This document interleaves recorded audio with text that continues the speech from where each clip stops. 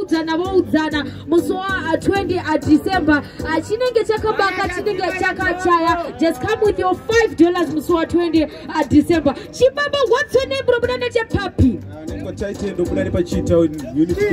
Alright, a shout out to Chi-Town. Oh my god, I love the outfit. Chibaba, what's your name, bro? Papi.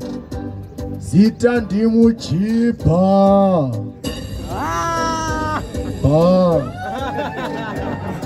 I love the energy. Nice one, Mijiba. Of course, she's going up, boys. You have to change on the 449. My D, no time to waste. Watch out now. Mujiba. Hey, Papa the Chico.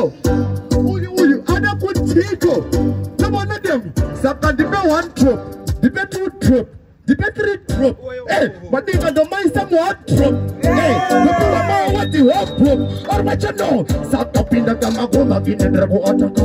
I wanna go to Fotican in the Domica. Canada Chica, the Shadow Potica. That's the Domica. What you know? Now one of them say, they got the Titan. I drop this some moments, I drop this up on my hips. Now one of them, Auntie, I got to move my foot and my enemy. Oh, Mr. Mhloro, carrying the beer. I would only time training the booty to see ya.